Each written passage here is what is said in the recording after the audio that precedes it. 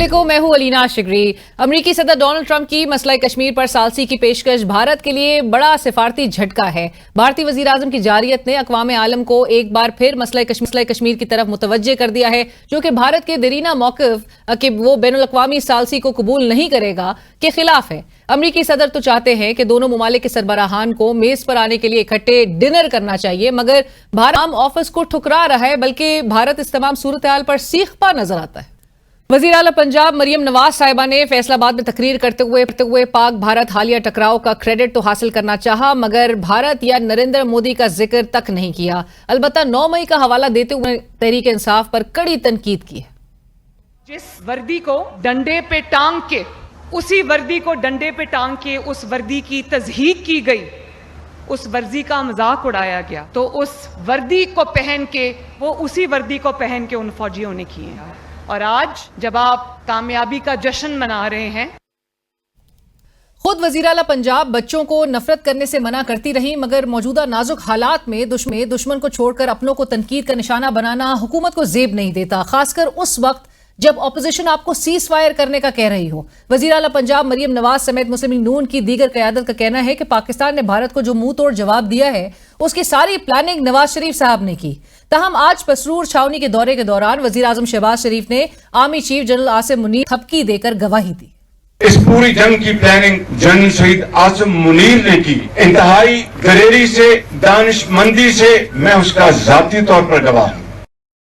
JUIF के सरबराह मौलाना फजल रहमान साहब हालिया पाक भारत तनाज़े में नवाज शरीफ का किरदार कैसे देखते हैं? साबिक वज़ीर आज़म इमरान खान के साहिबजादों के इंटरव्यू ने सोशल मीडिया पर तहलका मचा रखा है। महज 24 घंटों में यूट्यूब पर 2 लाख से जायद और एक्स पर 1 करोड़ से जायद लोगों ने यह इंटरव्यू देखा है, मगर शायद इस इंटरव्यू के आफ्टर शॉक्स हैं कि अलसुब अडियाला जेल इंतजामिया अदालत पहुंच गई। दरख्वास्त तो मुस्तरद हो गई, मगर जेल इंतजामिया ने जो कुछ दरख्वास्त में लिखा है वो हैरान कुन है। जेल इंतजामिया ने मौजूद अदलिया के गुज़िश्ता ऑर्डर को ही गैर कानूनी किया। दरख्वास्त के मुताबिक सजा याफ्ता कैदी इमरान खान के हवाले से व्हाट्सएप कॉल और प्राइवेट डॉक्टर से तिब्बी मुआयने के अहकाम जारी किए गए, जो कि कैदियों के बुनियादी हुकूक, मसावात और इंसाफ के उसूलों के मुताबिक नहीं। आइन का आर्टिकल 25 तमाम शहरियों के लिए कानून के सामने बराबरी और कानून के यकसा तहफ़्फ़ुज़ की जमानत देता है। इस वक्त इस जेल में 93 गैर मुल्की कैदी मौजूद हैं, जो बैरून मुल्क मुकीम अपने प्यारों के साथ राब्ते के ख्वाहिशमंद हैं, लेकिन किसी को भी यह सहूलत मुयस्सर नहीं। जेल इंतजामिया ने दावा किया है कि पंजाब भर की जेलों से कैदी IG और DIGs जेल खाना जात को खतूत के जरिए दरख्वास्तें जमा करा रहे हैं कि मज़कूरा कैदी नाजायज और गैर जरूरी मराहत से लुत्फानंदोज हो रहा है। इस इम्तियाजी सलूक के बायस कैदियों में शदीद मायूसी पाई जाती है। PTI खुद इस इंटरव्यू के बाद तज़ब्ज़ुर का शिकार नजर आ रही है। वज़ीर आला खैबर पख्तूनख्वा अली अमीन गंडापुर साहब ने रद्द-ए-अमल देते हुए कहा कि मालूम नहीं ये इंटरव्यू असल है या AI इससे बनाया गया। और नाज़रीन, इस वक्त हमें प्रोग्राम में ज्वाइन कर रहे हैं सेनेटर अली ज़फ़र साहब। आप पाकिस्तान तहरीक इंसाफ के पार्लिमानी लीडर हैं सेनेट में। सर अस्सलाम वालेकुम, thank you for joining us Ali Zafar साहब। आप क्या कहेंगे अली ज़फ़र साहब, जेल अथॉरिटीज का बाकायदा तौर पे इस किस्म की पिटीशन दायर करना क्या बता रहा है? ये जी, वो यही बता रहा है कि वो टॉर्चर करना चाहते हैं इमरान खान साहब को।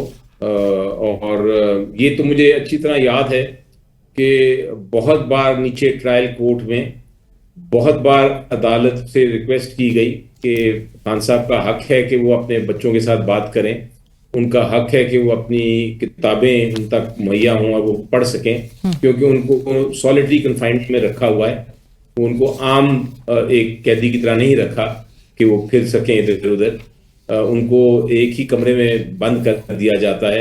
तो इसलिए उनको अदालत ने फैसिलिटीज दी और कहा कि आप बातें करने दें उनको अपने बच्चों के साथ, आप उनको मिलने दें फैमिली के साथ, आप उनको किताबें और जो अखबार है वो मुहैया करें, जो एक बेसिक ह्यूमन राइट्स हैं, बेसिक इंसानी हकूक के तकाजे पूरा करती हैं ये चीज़ें। और एक बार जब नहीं माना गया, दोबारा दरख्वास्त दी गई, दूसरी बार भी अदालत ने हुक्म यही फरमाया, तीसरी बार दोबारा से रिक्वेस्ट की गई, तो 3 बार ये हुक्म फरमाया है और 3 बार कुछ देर के लिए उस पर अमल दरामद होता है जेल अथॉरिटीज की तरफ से, और उसके बाद वो फिर उससे इनकार कर देते हैं। और अब तो उन्होंने बाकायदा तौर पे इसकी एक एप्लीकेशन कर दी जो सही तौर पे मुस्तरद की गई है, क्योंकि ये एप्लीकेशन का ना कानूनी जवाब बनता है, ना इंसानी हकूक के मुताबिक जवाब बनता है, ना आइन के तहत कोई इसका तकाजा पूरा होता है। जो गुज़िश्ता रोज इमरान खान साहब के साहबजादों ने जो इंटरव्यू दिया है, उसके बाद से ज्यादा ये जेल अथॉरिटीज हरकत में आ रही है। जी, हो सकता है ये इसकी इमीडिएट वजह हो सकता है ये एक रीजन हो, एक जिस जवाब बनाया गया हो। लेकिन मुझे तो ये लगता है कि ये एक स्ट्रेटजी है और बड़ी हमेशा से जब भी ये दरख्वास्त दी जाती थी तो जेल अथॉरिटीज इसको बहुत भरपूर तरीके से इसकी मुखालफत करते थे। तो मेरा ख्याल है कि ये बैकग्राउंड में तो ये था, शायद इमीडिएट उसकी वजह या जो फौरी वजह हुई है वो ये इंटरव्यू था। पर अलीज़फ़र साहब, अब ये जेल अथॉरिटीज की with all due respect double standards पर किस तरह से रिफ्लेक्ट और आया हो गए हैं पूरे पाकिस्तानी कौम के आगे, कि जहां पर एक तरफ इस्लामाबाद हाई कोर्ट के ऑर्डर्स होंगे तो उसको ही नॉन कंप्लायंस नजर आती है, और दूसरी तरफ वो आइन को कोट करके अपनी पिटिशन में जवाब बनाते हैं कि आइन के आगे और कानून के आगे तमाम शहरी जो है वो इक्वल ट्रीट होने चाहिए। जी देखिए, ये ज्यादती नजर आ रही है, साफ जाहिर है, इसमें कोई मेरा ख्याल है जो भी पढ़ रहा है सुन रहा है उसको समझ आ रही है कि ये इसके पीछे क्या है और क्या वजूहात हैं। जिस तरह मैंने कहा कि सिर्फ और सिर्फ ज्यादती करने के लिए ये किया गया है, लेकिन सियासत चूंकि हो रही है इस वक्त मुल्क में, तो ये सियासी कैदी ही है वो, और जो एक सियासी कैदी होते हैं, एक्स प्राइम मिनिस्टर हैं वो, पाकिस्तान की सबसे बड़ी पार्टी के लीडर है, तो उनकी फैसिलिटीज आम शहरी से भी ज्यादा होती है जो उनको दिया, जो अंडर ट्रायल हैं। मकसद उनके खिलाफ जो केसेस के फैसले हुए थे वो खत्म भी हो गए हैं, और अभी एक केस की अपील भी पेंडिंग है जो जिसकी समाअत होने वाली है। तो ये आम सिचुएशन नहीं है जिसको आप कत्ल के केस से कंपेयर करें या चोरी के केस से कंपेयर करें। ये तो एक सियासी इंतकाम लिया जा रहा है। छोटे से कमरे में रखा गया, वो कहते हैं कि एक वो उस कमरे में है जो कि एक डेथ सेल, यानी जो जिन लोगों के खिलाफ सजाए मौत हो उस कमरे में उनको रखा गया है। ये कौन से रूल्स में लिखा है? इमरान खान साहब के साहबजादे जो मैंने जिक्र किया, उन्होंने इंटरव्यू जो दिया, जिसको मिलियंस लोगों ने, करोड़ों लोगों ने दुनिया भर में वो इंटरव्यू देखा, और उन्होंने उस इंटरव्यू में कहा, दोनों साहबजादों ने, कि हमने तमाम जो ऑप्शंस हैं वो एग्जॉस्ट हो चुके थे, तो इसलिए अब हम एक इंटरनेशनल प्रेशर जो है वो सीख कर रहे हैं, और ताकि ये तमाम चीजें जो है वो हाईलाइट हो सके, और डेमोक्रेसी की रेस्टोरेशन की वो बात कर रहे हैं, रूल ऑफ लॉ की बात कर रहे हैं। आपका क्या रद्द अमल था, first response after this interview was had surfaced? देखिए, उनका हक है, क्यों उनके वालिद साहब को रखा गया है और उनके साथ नाइंसाफी हो रही है, झूठे मुकदमों में रखा हुआ है, और 600 से ज्यादा दिन हो गए हैं। तो उनकी मैं तो कहता हूँ बहुत बर्दाश्त है कि पहले इस तरह की वो बाहर उन्होंने स्टेटमेंट नहीं दी। उनके वो वालिद हैं और वो उनका हक है कि वो हर जगह जाके, हर फोरम पे जाके उनकी रिहाई की बात करें, और उनके साथ जो ज्यादती हो रही है उसकी आगाही करें बाकी लोगों को। तो मेरा ख्याल है इसमें मेरा तो रिएक्शन ये है कि उनका हक है और उनको वो करते रहें बेशक। इसमें कोई किसी को रोक नहीं सकता उनको, और ना रोकना चाहिए किसी को। और बतौर पीटीआई के एक सीनियर लीडर की हैसियत से आप समझते हैं पाकिस्तान तहरीक इंसाफ भी इस बात पे अलाइंड है कि अगर कोई ग्लोबल इंटरवेंशन होती है इमरान खान साहब की रिहाई से मुतालिक, तो वो भी पार्टी को भी काबिल कबूल होगा? देखिए, ये पार्टी का मौकफ टोटली डिफरेंट है। पार्टी ने तो बड़ा वाजे कर दिया हुआ है, बल्कि खान साहब ने खुद ही मुझे बताया और बार बार कहा है कि ये मेरा जहां तक ताल्लुक है, मेरे केसेस का जहां तक ताल्लुक है, मैं नहीं चाहता कि किसी किस्म की कोई फॉरेन इंटरफेरेंस हो। मैं अपने केसेस खुद ही जीतूंगा, झूठे मुकदमे हैं, और मैं अपनी इधर ही लड़ूंगा जंग। What does this tell us Ali Zafar sahab, कि क्या पाकिस्तान तहरीक इंसाफ की जो लीगल स्ट्रैटेजी है, जो आप लोग की हिकमत अमली थी, वो बहरहाल अब तक मौसर नहीं साबित हो पाई? तो ये तो एक पोजीशन है कि जहां तक केसेस का ताल्लुक है उसमें से मेन केसेस खत्म हो गए हैं।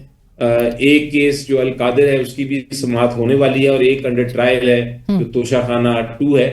तो आप ये तो कह सकती हैं कि वो रिजल्ट नहीं है अभी तक, क्योंकि खान साहब अंदर ही हैं, जेल में हैं, लेकिन मुश्किलात को भी सामने देखना पड़ता है कि क्या लीगल टीम के सामने क्या क्या मुश्किलात कोशिश तो यही होती है कि हम एक सेंट्रलाइज्ड तरीके से चलें और काफी हद तक उसमें हम कामयाब भी हैं, लेकिन फिर भी ये एक आप दुरुस्त कह रही हैं कि वो रिजल्ट्स अभी तक नहीं आए हैं। बट अली ज़फर साहब, उम्मीद है कि इंशाल्लाह। राइट, बट आपको क्या लगता है कि पैरोल पर रिहाई की जो ये दरख्वास्त गई है, इसमें कोई चांसेस हैं, कोई उम्मीद नजर आ रही है आपको, या आप भी समझते हैं सलमान अकरम राजा साहब ने जिस तरह से कहा कि 0 चांसेस हैं? देखें, पैरोल की दरख्वास्त मेरी नज़र में ये पैरोल की दरख्वास्त अदालत के सामने शायद इतनी गुंजाइश नहीं बनती कानूनी तौर पे।